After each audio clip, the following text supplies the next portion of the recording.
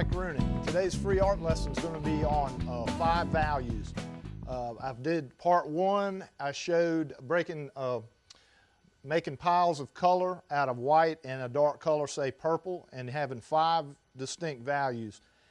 3 being right in between 5 and 1. This is white, that's cobalt violet, and then making a 3 that's right in between. This is number 2, that's in between 3 and 1, and then 4 is in between 3 and 5. And we painted on a black and white photo, and I showed how you can just take an old photo out of the newspaper and break it down and paint right on top of it.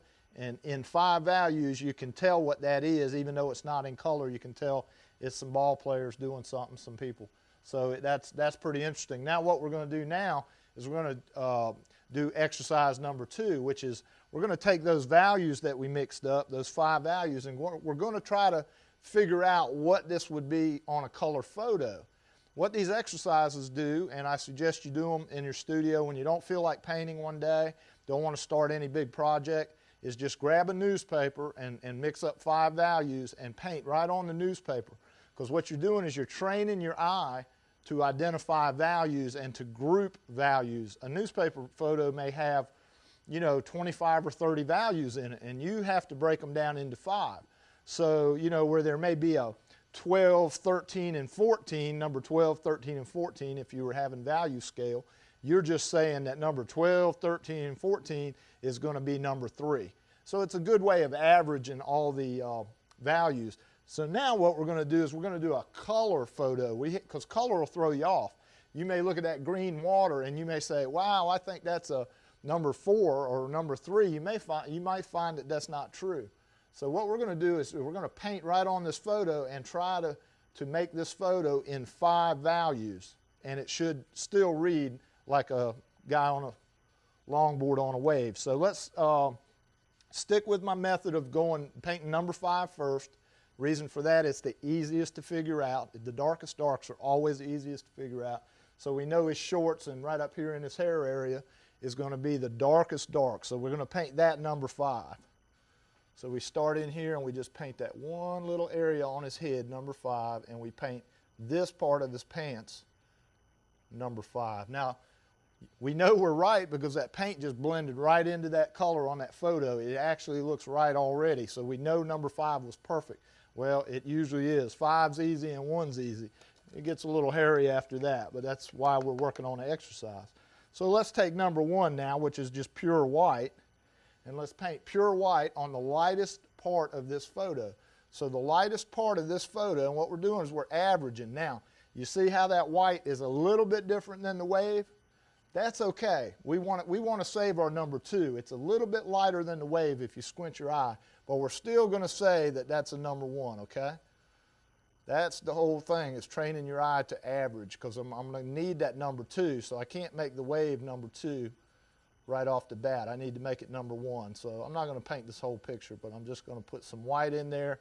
We know that that's the wave. We know that little bit of board is number 1, and a little highlight on his ankle and up there, okay? And along this wave, right along this wave, there's a little bit of white.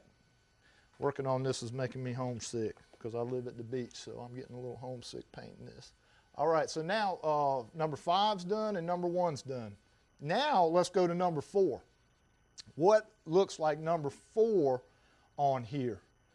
Remember, it's the second darkest dark. So what we got to do is we'll pick some up and we'll try placing it in different places. So we know well, I actually got that 4 a little bit too light. Let's go ahead and make that darker. I got that 4 about a number 3 right now, so that's why it's not reading right. Let's go ahead and make this 4 so that it matches this. There we go, that's better. All right, so now let's put it in. Let's put it in under his arm, on the back of his elbow, just a little tap on his elbow and down this forearm, and on his face. Okay, behind the leg. See how it melts right in? I mean, it's almost like when you're painting on it, it's a little different, but it's not real different. So I'm going to paint under the board with a number 4 too. So basically, the top of his head is a number 4 also. Okay? All right, so I know that I got number 5 done, number 1 done, number 4 done. Now I'm going to go to number 2 because it's the second easiest to figure out. Let's see, no, it's the fourth because it's 5, 1, 4, and now we're working on 2. So what we're going to do is we're going to take that 2 and see where that 2 is. And usually the 1s and 2s are on the light surfaces, the parts that the light hits. So it's pretty easy to figure out that probably number 2 is right along his back, and that little bit of his skin showing right there is still going to be a number 2 because it's the same value as his shirt, but it's a different color. And that's what I mean by color throwing you off, because you would have never suspected probably that could be a 2. And look, that when I put a number 2 over the light parts of his skin, that's the right value for the light part of his skin too. And that's a really small shape, so I can't really do it. But see how it matches? All right, so that's tell you what, that's pretty close to that too. So guess what?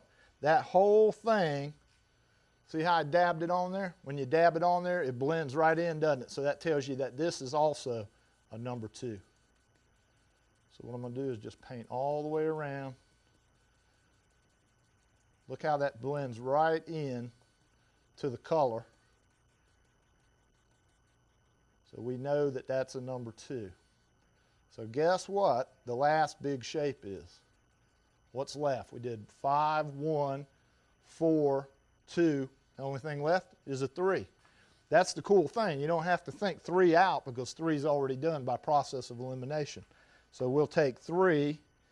We'll make sure 3 is that color because we're going to need pretty much of it.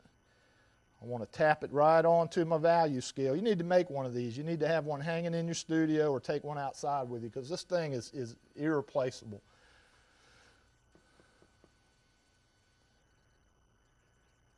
And it looks a little bit light. Looks a little bit light, so I'm going to darken it down just a tad so I can see some difference in it. There we go. I want it to be darker than the rest. But watch when I get finished. When I get rid of the green, how it reads right. It's called reading right. You'll be able to tell it's a guy riding a surfboard or standing on the end of something. You might not know it's a surfboard, but you see now how that's. And what I'll do, I'll just darken it down just a little bit more so that it reads right. You don't have to stick with the piles. The piles are just to get you going. But it's obvious that this wave is darker than the water behind it, so I've got to make sure that I get it dark enough to read right. And there you go. Now when you squint your eyes, that thing makes you can tell somebody's standing on something with a wave and some spray coming out the back. So do a few of these on color pictures and train your eye to work in 5 values at first and then tweak it and adjust it up here as needed. Forget about that after you get it blocked in. Once you start getting, you know what the lightest light is, the darkest dark.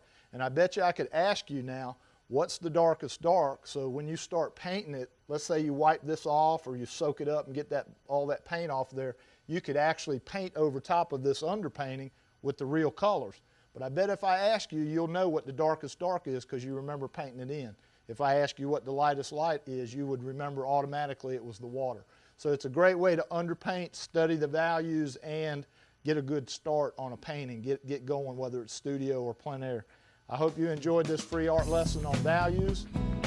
If you'd like to see more about me, please go to MikeRooneyStudios.blogspot.com.